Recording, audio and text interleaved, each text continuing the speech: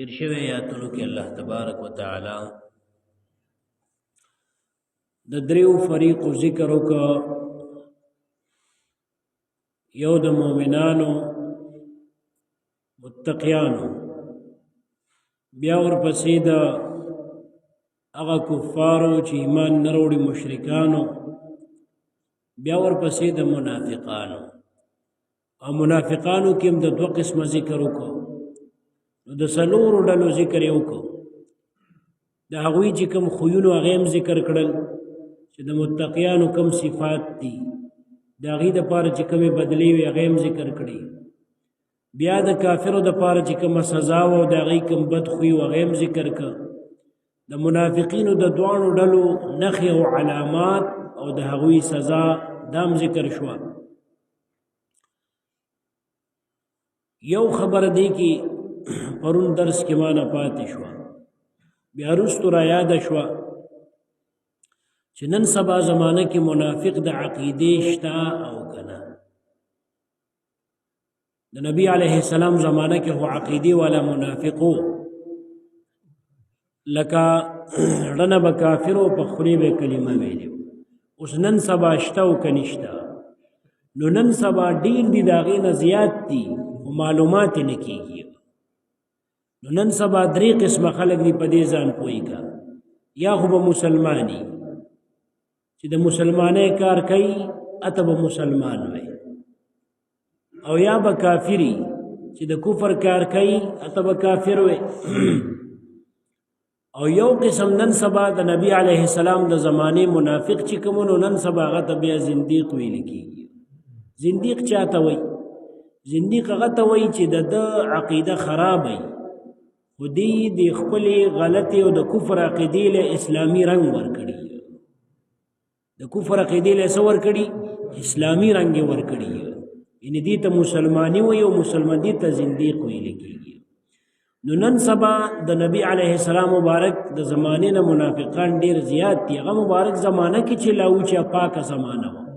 ځکه نبی علیه السلام فرمایي خیر القرون قرني، د ټولو نه بهتر زمانه وي زما زمانه ده. بیا چې هغې ته کومه زمانه نږدې ده چې د تابعینو زمانه ده، بیا چې هغې ته کومه نږدې ده چې د تبع تابعینو زمانه ده، بیا دا نو دغه درې زمانې نبی علیه السلام مبارک فرمایي دا درې واړه افضل دي. خو په درې واړو کې ډېره افضله زمانه د نبی علیه السلام مبارک وه، بیا د صحابو دور د تابعینو، بیا د تبع تابعینو. اوس دا زمانه چې دا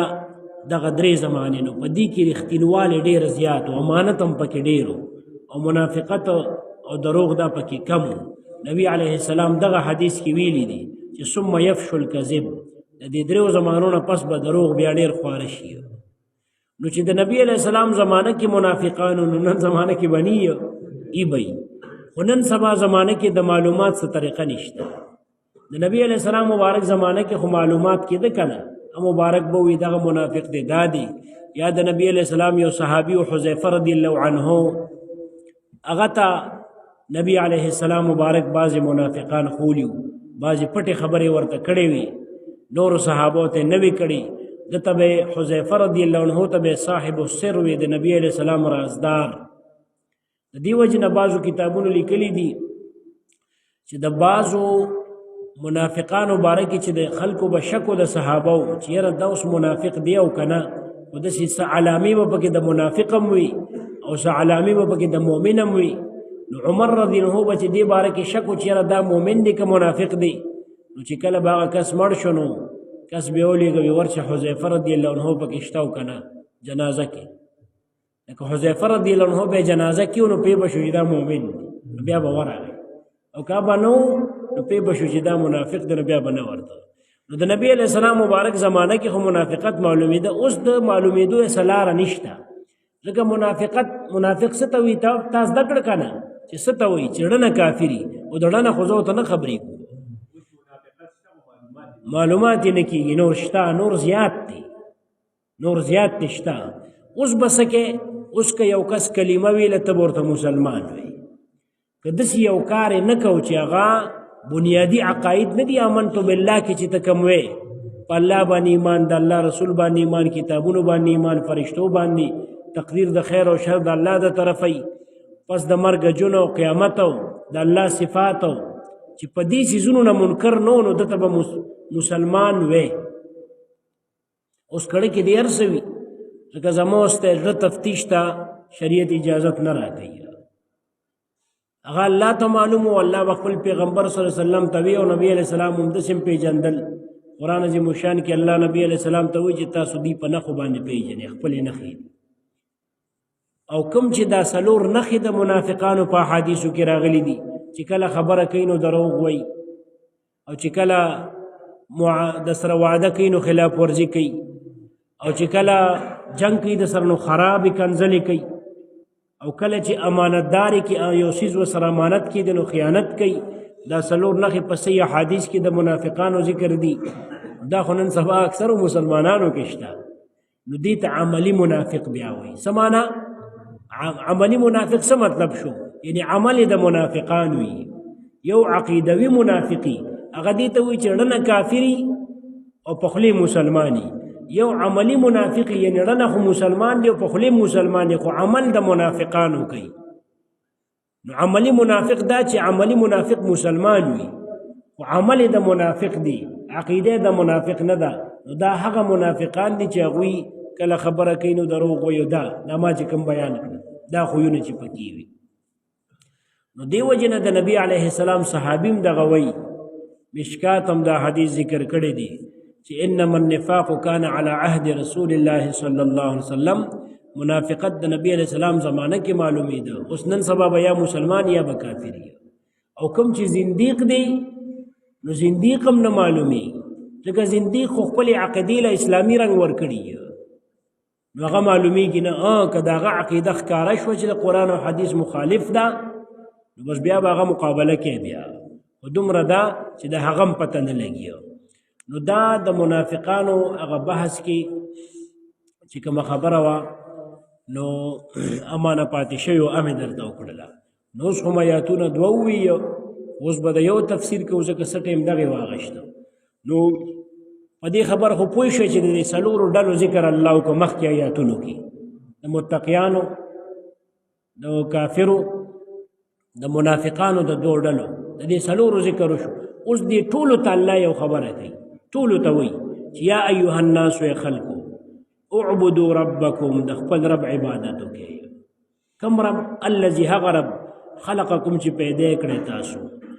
والذین هغه خلق پیدا کړ من قبلکم چې مخکې د تاسو نو لعلکم دې دپاره چې تاسو تتقون پرهیزګار شئ.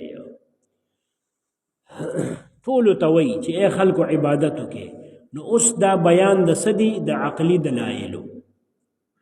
یو نقلی دلیل وي یو عقلی دلیل وي. نقلی دلیل دا چې د قرآن او حدیث نه ته چاته دلیل پیشي چاته وایي لکه دا خبره کم ځای ده آیات کې راغلي دا خبره کم ځای ده حدیث کې راغلي دي ته نقلی دلیل وي لکه په نقل سره راغلي. یو عقلی دلیل وي. عقلی دلیل دا چې تا د یو کس ته پوښو کې ته چې وی الله یو دی نو د دې څه دلیل دی؟ نو دا عقلی دلیل الله قرآن کې ذکر کړی دی. یو دا چې ګوره تاسو یې پیدا کړي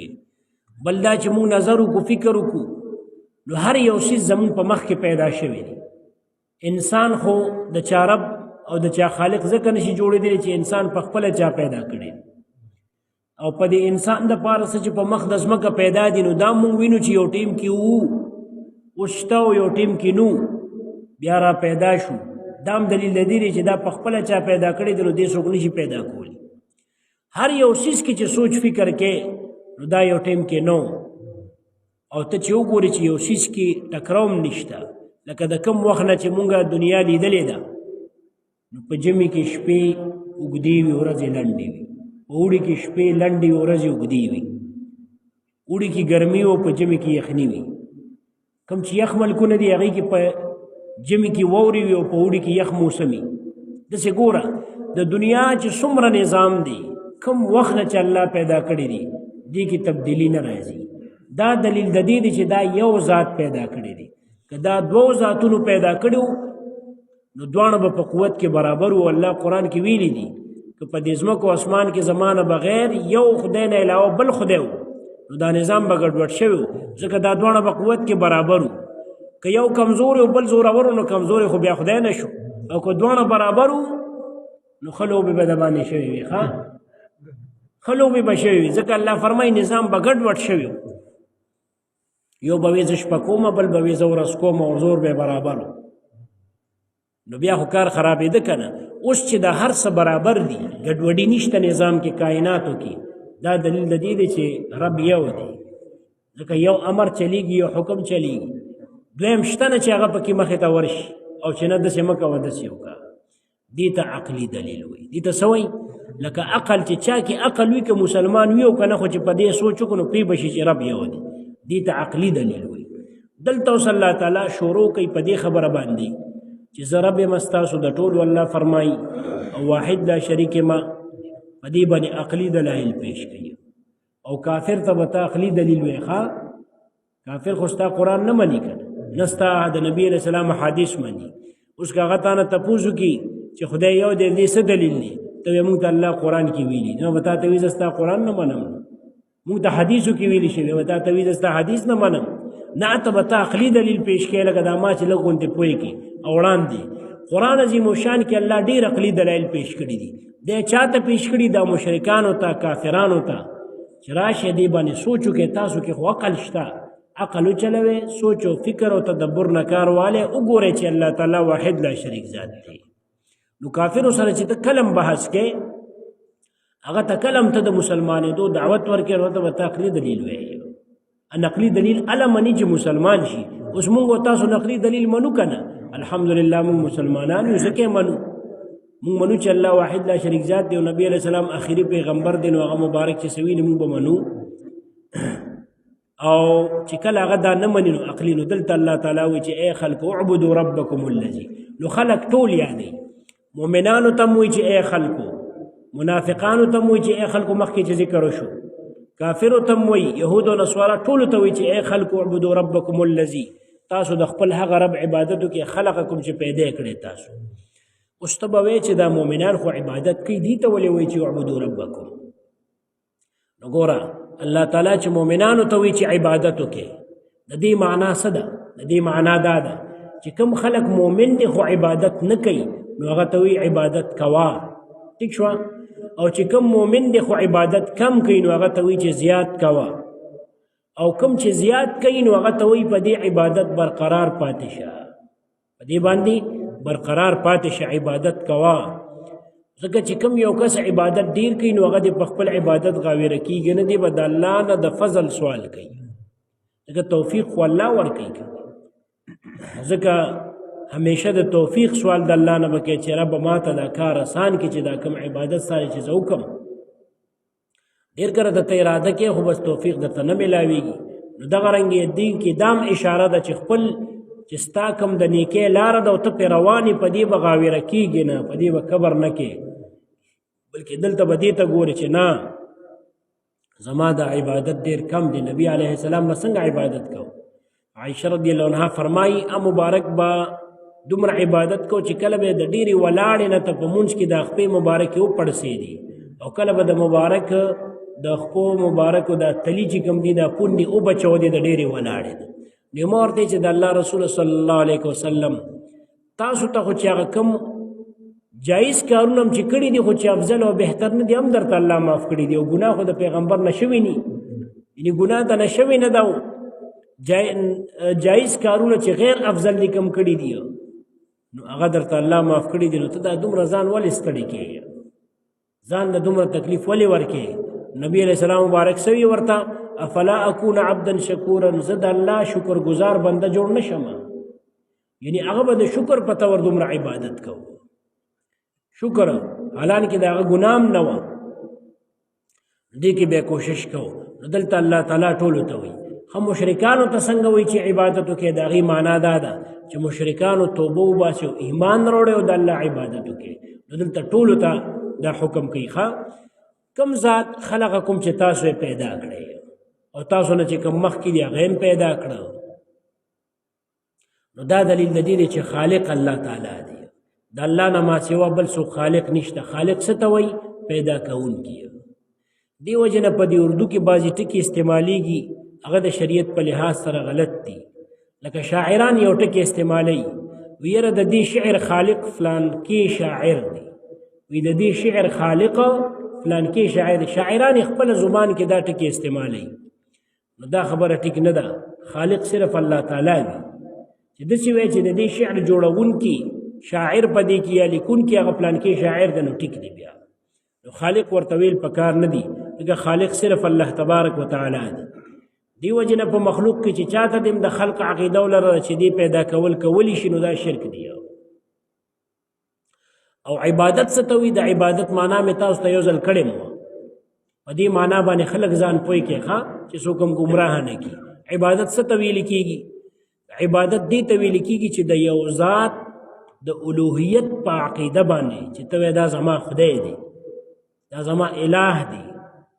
زه د عبادت کوم دا د لایق د عبادت دی په دې عقیده چې د یو کس تعظیم وکړي او په دې عقیده د یو کس اطاعت وکړي دې ته عبادت وایي زه بیا وایم تاسو ته د یو کس تعظیم وکړي د یو کس ادب وکړي د یو کس حکم ومني خو په دې عقیده ومني چې دې زما معبود دی یعنې دې لایق د عبادت دی دې لایق د څه دی د عبادت دی یا الہ دی یعنې زما خدای دی په دې عقیده دی د چا ادب وکړو د چا د تعظیم وکړو او د چا حکم د ومنه دې ته عبادت وایي معنا د دې دا ده چې ته د مور پلار ادب کې او په دې نیت خو نه کې چې دې لایق د عبادت دی ته د استاذ